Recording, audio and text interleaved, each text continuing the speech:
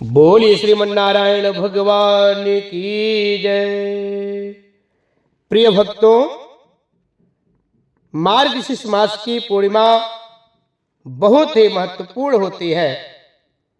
हिंदू पंचांग के अनुसार यह पूर्णिमा प्रत्येक महीने में एक बार आती है। प्रत्येक महीने में एक पूर्णिमा, एक अमावस्या और 2 एकादशी आती है। पूर्णिमा बहुत ही महत्वपूर्ण तिथि होती है। पूर्णिमा के दिन अगर आप कोई बहुत ही शुभ काम करना चाहते हैं, बहुत बड़ा कोई काम करना चाहते हैं, तो आप पूर्णिमा के दिन भी आप कर सकते हैं। और जैसे मार्गशीर्ष मास की पूर्णिमा और भी जो कोई विशेष पूर्णिमा है, उस दिन काम करने से आपको कई गुना अधिक फल प्राप्त होता है। इस बार मार्गशीर्ष महीने में जो पूर्णिमा आ रही है वह बहुत ही ज्यादा फल देने वाली है और बहुत ही महत्वपूर्ण पूर्णिमा बताई गई है।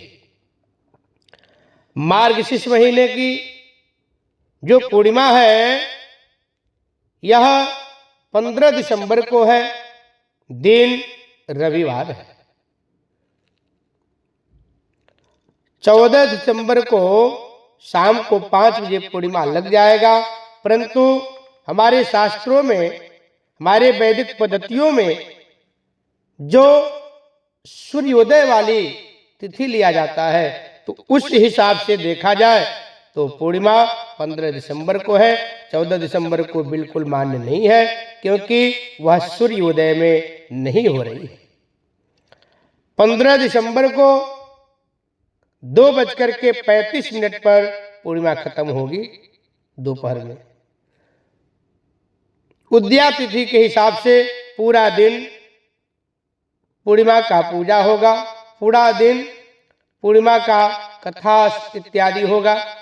और पूर्णिमा के दिन गंगा स्नान किया जाता है, गंगा जी में दीपदान किया जाता है। और मार्गशीर्ष महीने के पूर्णिमा की तो बातें निराला है।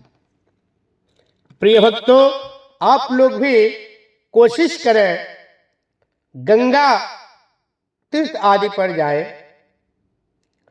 गंगा के चरणों में जाकर के वहां पर स्नान करें, मां गंगा की गोदी में। अपने पितरों के लिए, अपने लिए मां गंगा से प्रार्थना करना चाहिए, आप हमारे घर में सुख समृद्धि ऐश्वर्य की प्राप्ति करें। हे मां गंगा, आप मेरे ऊपर अपना पूरा आशीर्वाद बनाएं। और अपने पितरों के लिए हाथ में अंजलि बना करके जल दान किया जाता है। उस दान से, उस जल को अर्घ देने से आपके पितरों को मोक्ष प्रदान होता है, सद्गति प्रदान होता है। जो आपके पितृ अगर भटक भी रहे हैं, आप जो है गंगा में स्नान करते हुए, अंजलि से जल चढ़ाते हुए, जल चढ़ाए और प्रार्थना कर लें, तो उनको मोक्ष की प्राप्ति भी हो जाती है। साथ ही साथ आप अपने ननिहाल पक्ष के भी, जो आपके पूर्वज नहीं है, पर नाना या नानी नहीं है, उनके लिए भी भगवान से स्मरण करें, गंगा माँ से स्मरण करें, भगवान नारायण से स्मरण करें, प्रार्थना करें। हे भगवान नारायण, हे माँ गंगा, हमारे पितरों को मोक्ष प्रदान करें, सद्गति प्रदान करें और उनको बैतरणी नदी भी पार कराएं। प्रिय भक्तों, कहा गया है पूर्णिमा के दिन या अमावस्या के दिन जो लोग गंगा में स्नान करते हैं, उनको अक्षय फल की प्राप्ति होती है। और मार्गशीर्ष महीने में जो पूर्णिमा होती है, उसी दिन से माघ मेला प्रारंभ हो जाता है। और इस बार तो महाकुंभ का बहुत ही विस्तार आयोजन भी प्रयागराज में हुआ है। महाकुंभ लग रहा है, आप लोग कुंभ में भी जाकर के ज्यादा से ज्यादा फल प्राप्त करें। और कोशिश करना चाहिए कुंभ में स्नान करने के बाद गंगा जल अवश्य ले आए।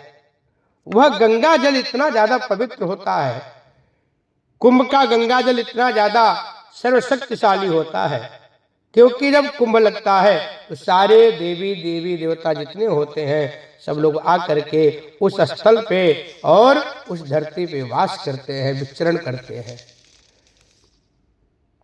भगवान लोग भी इच्छा करते हैं हमें पृथ्वी लोक पे जाने का अवसर प्राप्त हो। तो ऐसा जब अवसर आता है, स्वयं सारे भगवान आकर के महाकुंभ में वह लोग विचरण करते रहते हैं, भ्रमण करते रहते हैं, क्योंकि सारे जब भगवान आते हैं तो वहां पे शक्ति अनेक प्रकार की अपने वहां पे जागृत होती है और अपने आप में जो वहां का वातावरण होता है बहुत ही सिद्ध वातावरण हो जाता है। उसके साथ साथ उस जगह को इतना ज्यादा शक्ति प्राप्त हो जाता है, केवल वहां जाने मात्र से कल्याण हो जाता है, वहां जाने मात्र से सारी मनोकामनाएं पूरी होती है। आप लोगों को पता होगा, वैसे जब नॉर्मल टाइम में गंगा में स्नान करने से उस भूमि पर जाने से कितना ज्यादा फल प्राप्त होता है, तो जब महाकुंभ है तो कुंभ में कितना ज्यादा फल प्राप्त होता होगा। तो आप लोग अवश्य जाएं और कुंभ में स्नान करें, माँ गंगा का अपने ऊपर आशीर्वाद प्राप्त करें, साथ में सभी देवी देवताओं का अपने ऊपर आशीर्वाद प्राप्त करें। जो कल्पवास होता है, 4 महीने का कल्पवास किया जाता है, वह मार्गशीर्ष के पूर्णिमा के दिन से शुरुआत हो जाता है, वह 4 महीने तक कल्पवास चलता है। कल्पवास में जो आपको सबसे ज्यादा स्वादिष्ट भोजन, स्वादिष्ट आहार लगता है, उसमें से एक चीज आपको त्यागना पड़ता है, एक चीज हमेशा के लिए छोड़ना पड़ता है। फिर चतुर्मास 4 महीने तक वहां पे रह करके भगवान का 100 अध्याय किया जाता है, भगवान का साधना किया जाता है, जप तप पूजा पाठ वारा करके किया जाता है, व्रत किया जाता है, कथा किया जाता है, कथा श्रवण किया जाता है। इस तरह से कल्पमास का पूरा विधि विधान है। उसके बाद भी यह प्रक्रिया करने के बाद भी कुछ लोग वहीं इसी बीच में कुछ बड़ा पूजा या साधना भी प्रारंभ कर देते हैं, उसका बहुत अधिक फल प्राप्त होता है और उसके जीवन का वह अनमोल क्षण होता है। क्योंकि जब तक परम पिता परमात्मा का, सभी देवी देवताओं का आपके ऊपर कृपा प्राप्त नहीं होगा, जब तक ऐसा सौभाग्य, ऐसा शुभ अवसर आपको प्राप्त नहीं होगा। तो जो लोग कल्पवास करते हैं, कल्पवास का संकल्प लेते हैं और वह सारा प्रक्रिया, सारा विधि पूरा करते हैं, वो लोग बहुत सौभाग्यशाली है, बहुत ही भाग्यशाली है। क्योंकि सब कुछ होने के बाद भी अच्छा काम कोई नहीं कर सकता है। आप सर्व संपन्न है, सब कुछ आपके पास है, पैसा भी है, घर भी है, कारोबार भी है, सब कुछ संपन्न है, सामान भी है पूजा पाठ का, हवन का, लेकिन जब तक आपका भाग्य उदय नहीं होगा, आपके ऊपर दैविक कृपा प्राप्त नहीं होगा, जब तक आप अच्छा काम, सत्कर्म, पुण्य कर्म नहीं कर सकते हैं, तो आप बहुत भाग्यशाली हैं जो कल्पवास का संकल्प लेकर के और उसको पूरा भी कर दिए। जो एक बार कल्पवास करता है वह अपने परिवार के सभी लोगों को मोक्ष प्रदान कराने का शक्ति रखता है। जो लोग एक बार कल्पवास करते हैं वह अपने पितरों को भी मोक्ष प्रदान कर देते हैं। आप सोच सकते हैं कल्पवास में कितना ज्यादा शक्ति होता है, कितना ज्यादा वह प्रभावशाली और चमत्कारी है। आप लोगों को मैं बता दिया हूं, 15 दिसंबर पूर्णिमा के दिन यह स्नान करके गंगा जी में, जमुना जी में आप भगवान श्री नारायण का, मां गंगा जमुना जी का आशीर्वाद प्राप्त करें। और अपने पूर्वजों को मोक्ष कराए और अपने भी मनोकामना पूर्ण करें, आपका भी कल्याण हो जाएगा।